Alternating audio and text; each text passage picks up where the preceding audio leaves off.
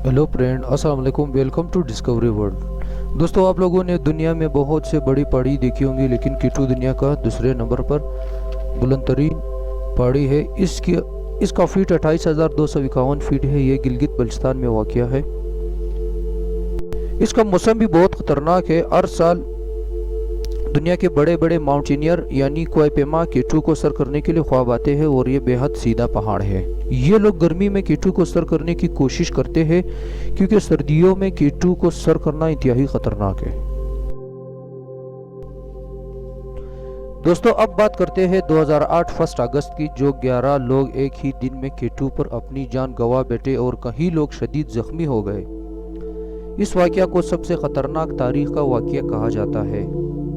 2008 जुलाई के आखिरी हफ्ते दुनिया के मुख्तलिफ कोनों से 6 टीम्स केटू की बेस कैंप पर इकट्ठी हो गई थी। हर किसी का ख्वाब था कि केटू की चोटी तक पहुंचना था। उनमें Holland, Korea, Syria, America, France और इटली के टीम शामिल थे। इनमें ऑस्ट्रेलिया और नॉर्वे के कोयपेमा भी शामिल थे, जबकि पाकिस्तान के फोटर्स भी इस टीम का हिस्सा थे, जिनमें उन्जा से ताल्लुक़ रखने वाले मेहरबान करीम और जहान बहेक शामिल थे। फ्लोटर्स उन लोगों को कहा जाता है जो कोयपेमाओं की मदद करने के लिए जाते हैं, लेकिन केटू को सर करना आसान नहीं था। ये टोटल 30 लोग थे। इन्होंने फैसला किया कि अलग अलग जाने से बेहतर है इकट्ठा एक टीम बनकर जाए। 31 जुलाई की रात को ये तमाम लोग इकट्ठे हो गए और इन्होंने फैसला किया कि कोरियन टीम केटू पर फिक्स रोप्स लगाएगी। ये वो हिफाजती रस्सियाँ होती है केटू पर लगाकर इनकी मदद से केटू पर चढ़ा जाना होता है। 1 अगस्त की सुबह को ये 6 टीम केटू की चोटी की तरफ चढ़ना शुरू हो गई। दोस्तों, इन लोगों का लीडर वेन रूइजन एक इंतहाई एक्सपर्ट कोयपेमा को बनाया गया। 12 घंटे तक मुसलसल चलने के बाद पहला हादसा पेश आया। हुआ कुछ यूं के सेरेबियन टीम के ड्रेन मेंडिक ने खुद को रस्सी से अलग किया ताकि ये अपने आगे चलने वाले क्लाइंबर से आगे निकल जाए, लेकिन ये स्लिप हो गया और नीचे गिरकर मौत का शिकार हो गया।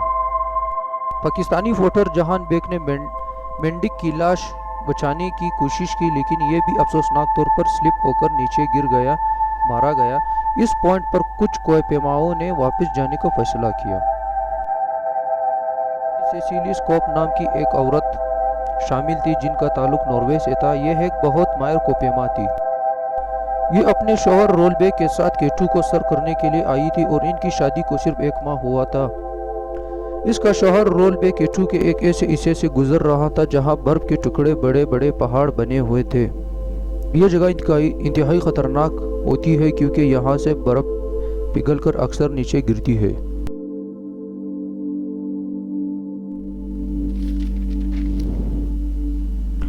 रोलबेक की बदकिस्मती ये थी, जहां से ये गुजर रहा था उसी वक्त एक बहुत बड़ा बर्फ का हिस्सा टूटा,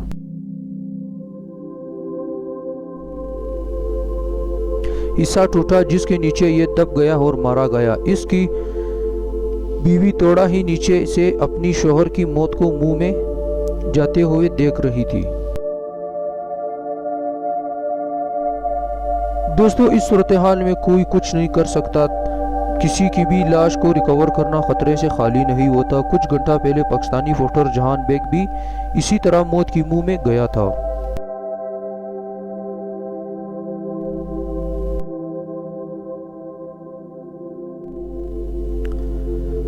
केटू के चोटी के इतने करीब आकर अब लोग वापस नहीं जा सकते। 3 लोग मारे जा चुके थे, लेकिन इन लोगों ने अपनी सफर जारी रखा। वेन रूइजन शाम के 7 बजे केटू के चोटी पर पहुंच चुका।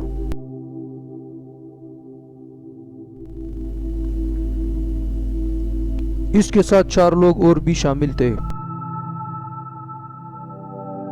दुनिया का दूसरा ऊंचा तरीन मकाम और अंधेरी रात और सर्दी ऐसी के लोगों के जिस्म उखड़े हुए थे, और इस हालत में केटू से नीचे उतरना बेहद खतरनाक था।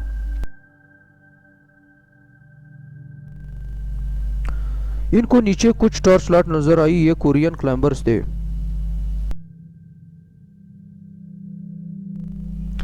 ऑक्सीजन की बोतल ख़त्म हो जाएगी। ये तेज़ी से नीचे की तरफ उतरना शुरू हो गया, लेकिन अफसोसनाक तौर पर सिर्फ 10 मिनट के बाद ही ये भी नीचे की तरफ गिर गया और उसके बाद इसका साथी भी मेहरबान करीम बर्फ में गिरकर कहीं गुम हो गया।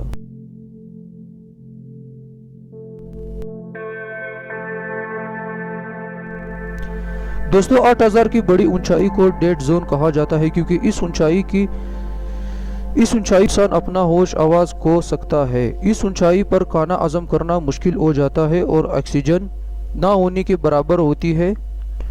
रोहिजन ने 16 घंटों से कुछ खाया पिया नहीं था। इसकी कमजोर नजर अचानक उन 3 कोरियन क्लाइंबर पर पड़ी। वो लोग हिफाजती रस्सियों में फंस चुके थे। अगर वैन ये रस्सियां काटते तो ये सब नीचे गिरते।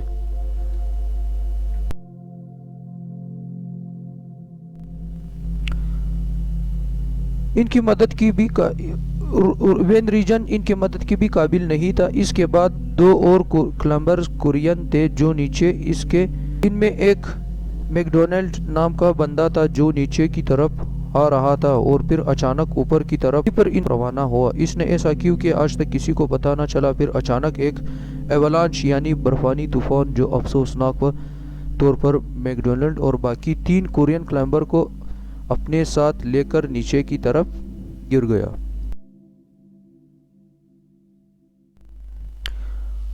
अब सुबह के 5 बजे थे। वेन रुइजन अपनी बिनाई को बैठा था। ये केटू पर ही सो गया। इसने थोड़ी बर्फ भी खाई ताकि इसकी बॉडी कमज़ोर ना हो जाए और आखिरकार इसको पता था इसकी मौत केटू पर ही होगी। आखिरकार नेपाली पोर्टर्स ने जान पर खेल कर काफ़ी लोगों नेपाली पोर्टर्स ने जान पर खेल कर काफ़ी लोगों को बचाया और उसी फोर्टर्स वेन रुइजन को भी नीचे उतारा। और उसी वक्त पाकिस्तान आर्मी के हेलीकॉप्टर भी पहुंच चुका था और वहां से सबको ले गया।